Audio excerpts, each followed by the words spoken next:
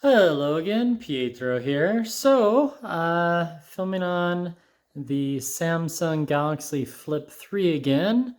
A little too much light in the background. Hang on. Whoop. Come back around. There we go. That's better. So, I have this funny test that I do where I measure GPS leakage. Leakage is a bad thing. Nobody likes leakage. And let's see which watch has the best GPS accuracy, whereas which watch has the worst GPS leakage. Let me explain. GPS leakage is basically you start your stopwatch, your smartwatch, and you walk outside, and then you come inside, and then you just sit at your desk and you do nothing for 2 hours. Well, if your walk was only a quarter of a mile, and then 2-3 hours later your watch says that you've walked 5 miles, oh no, you have GPS leakage. That's bad. You don't want that. Let me do the work for you and show you GPS accuracy on the Casio GBD H1000 and also the Samsung Galaxy Watch 4 along with the Garmin Fēnix 6X Pro Solar. Here we go. Ready? And yes, that is the vacuum in the background because one of my kids was vacuuming. Thank you. This is GPS test 047. Here's a close-up on the Casio, a close-up on the Galaxy Watch 4, and this one, the Fēnix 6X Pro Solar. Pretty fun watches. They're all relatively new. The oldest one would be this one, the Fēnix 6X. That's the biggest. It's 51 millimeters, 46 millimeters, I believe. And then you have the G-Shock, which it's bigger than any of those two. So we started the test earlier today, and 2 hours later, we have Samsung losing the battle because the actual walk was a third of the mile. And then I've just been here at my desk typing away.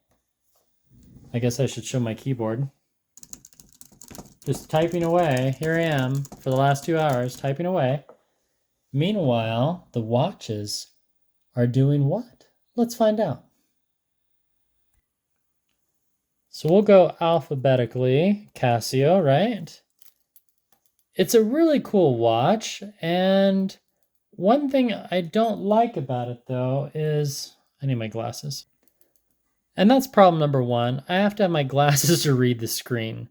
So if we scroll down, here we have the digital compass, very nice.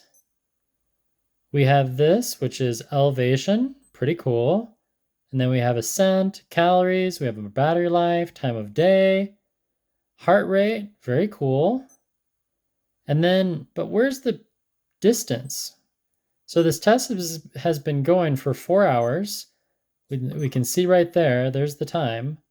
And I can stop it, which is nice, resume, delete. So now I'm just gonna save because I could not find where the distance is, and especially over the last 4 hours. So I don't know what happened to the actual distance. And then you just kind of have to wait for it. Ah, there we go. Distance 1.77 miles. Split time. Okay, awesome. So I would think if I go down, oh, no, now that data is gone. Oh, there's my recovery time. Well, that's cool. Go back. No. Oh, dang it. Gonna have to go around the horn.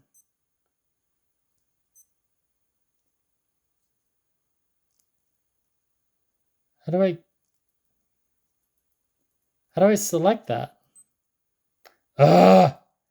Okay, so a little frustrating with the navigation. Let's go to the next one. Yeah, we were to go to alphabetical. I don't really care anymore. So here's the Samsung. There's the little walking guy. We'll just click on him. 0.95. And then during the workout, you can do notifications, you can pause it, you can add a new workout. That's kind of cool. And my favorite part, if you're going to call yourself a smartwatch, you have to be able to navigate the entire watch. So during the workout, I can check my heart rings, I can go back to the activity, I can check my body fat, look at my sleep score, check the weather. Really fun stuff. On Casio, you can't do that. When you're in the workout, you're in the workout. Okay, so we'll click on the guy again and finish.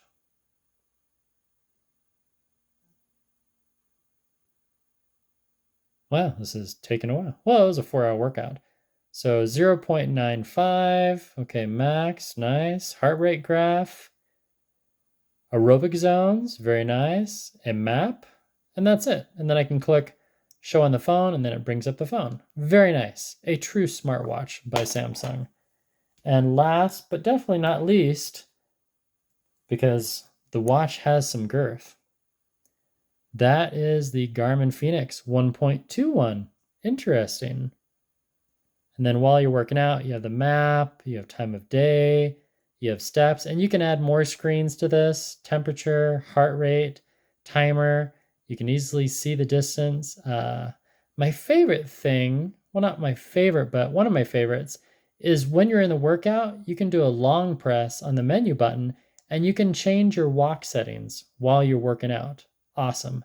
And it lets you know that you can continue this workout for another 39 hours because the battery life is at 68%.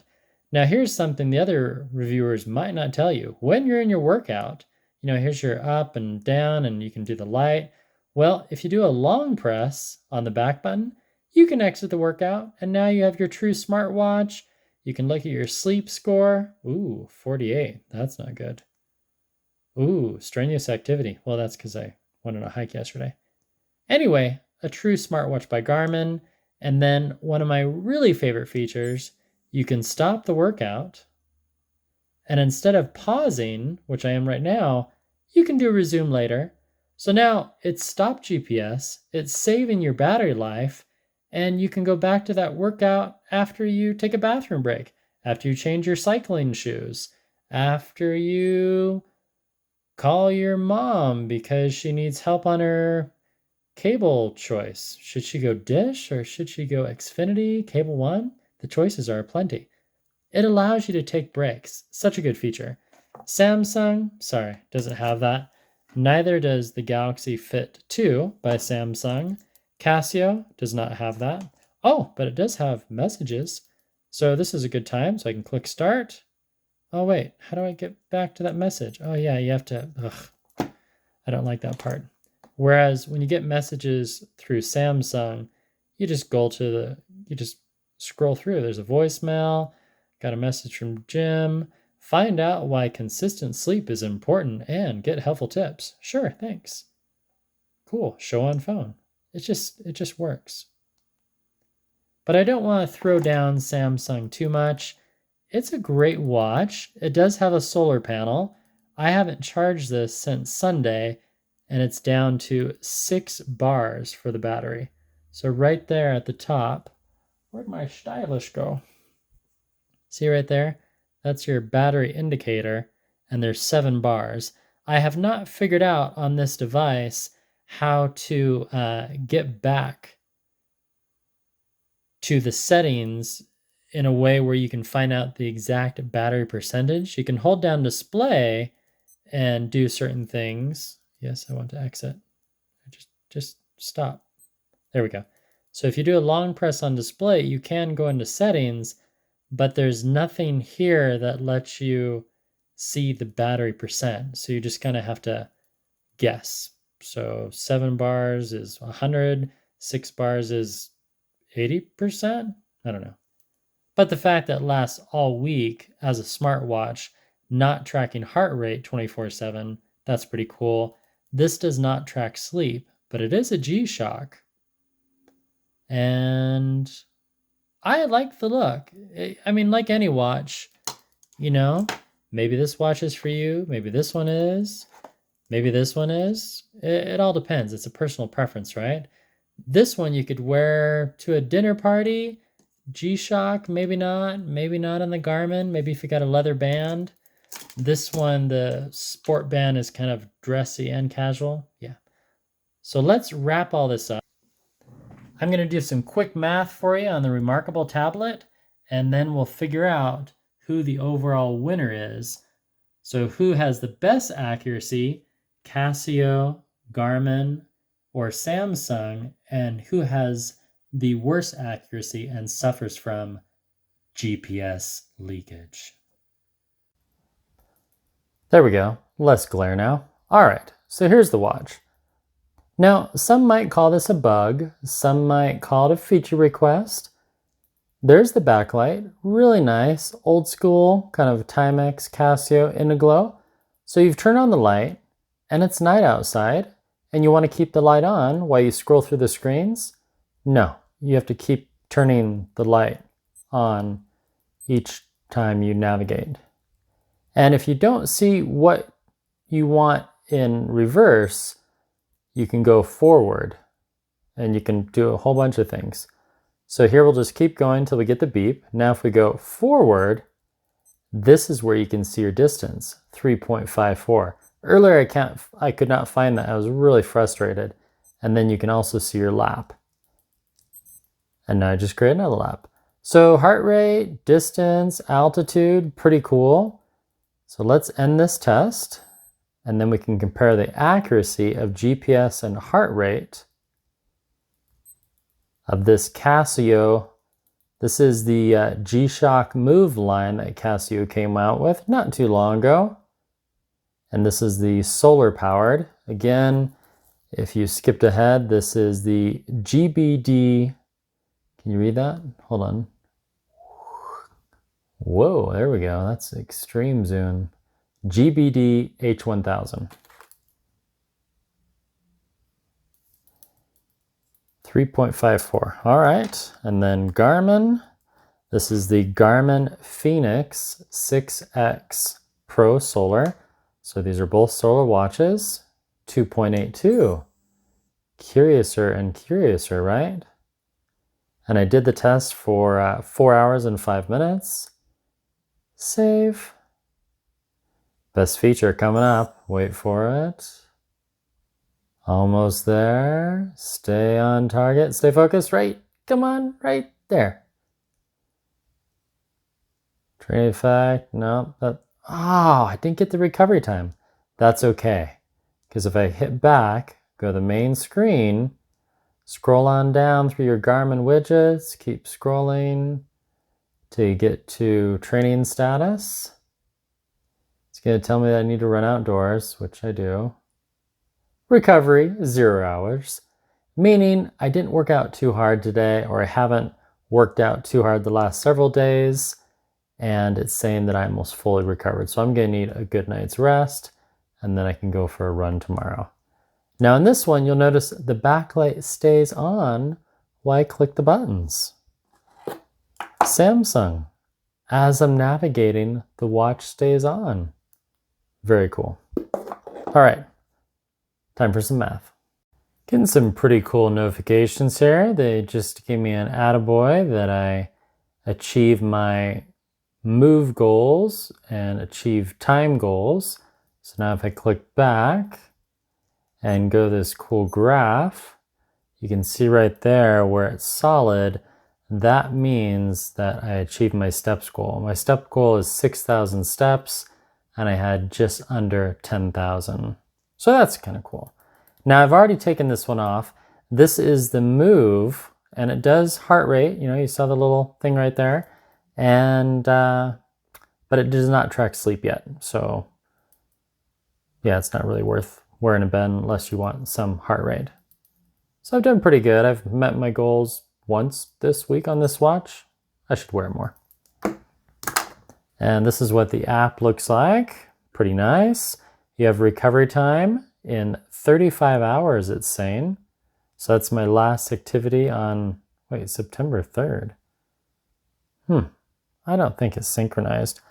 So right here, that should be the sync button.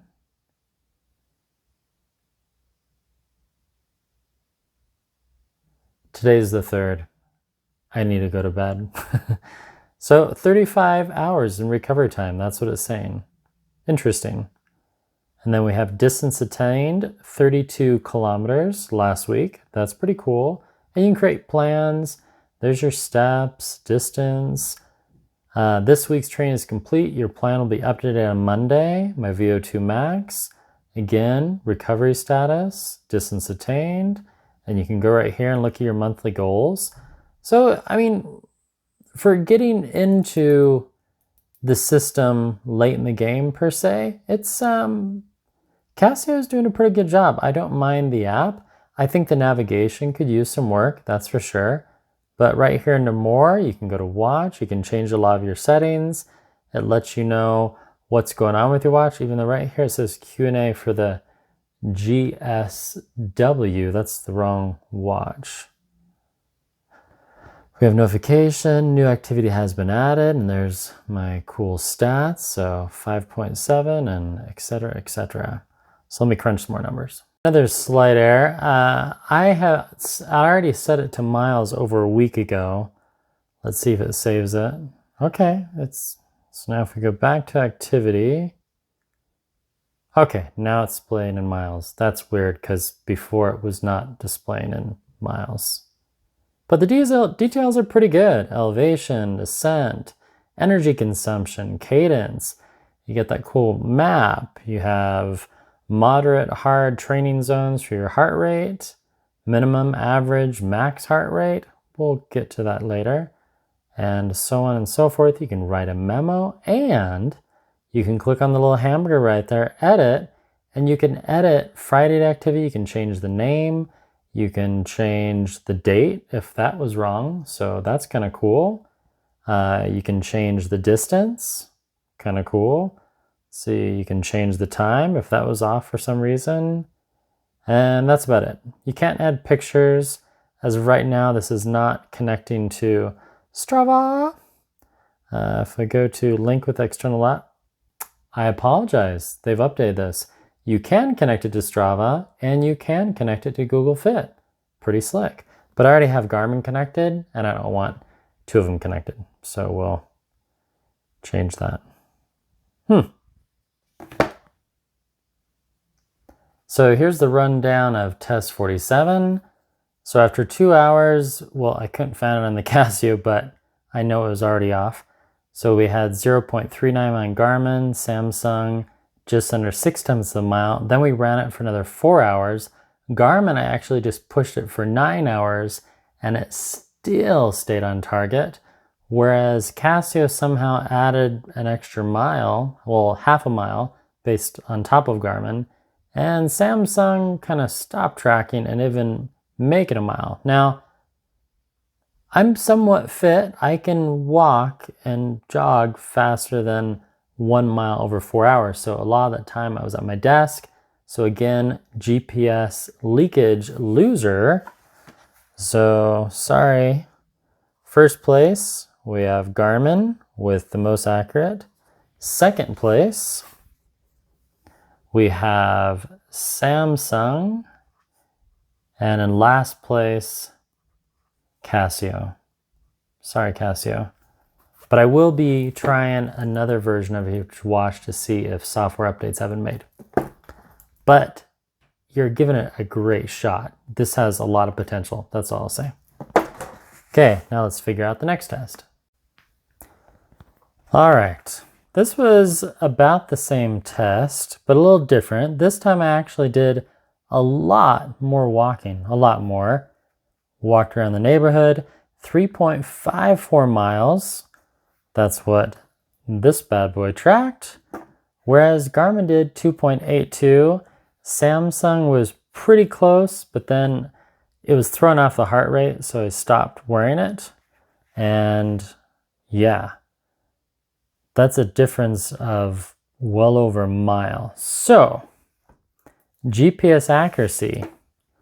First place, Garmin. Second place, can you tell? Well, yeah, it's Casio. So I haven't done 48 tests just with these watches. This is overall for the last several months because I've been testing multiple watches. And if you didn't believe me, here are the stats. So here's the first app. We'll go alphabetical, Casio, right? So Casio, here's the second activity, So Casio, here's the second activity, 3.54 miles over 4 hours and 14 minutes, average pace, max pace, cadence, really good numbers, but the GPS is way off. And now if we go to Garmin, so there's the 2 hikes that we had for today, 2.82 and 4 hours. And then we also have some really great stats as well, moving time versus total time. So moving time is only 55 minutes, and then I just sat in the house and did reading and computer work. Average heart rate, 83, 115. Okay, so now we'll check Casio. Now this is the interesting part, because the heart rate, average 88, max 160. That's way higher than Garmin's reading. Let me show you some footage that I took during the event. This part's crazy actually, because hold on.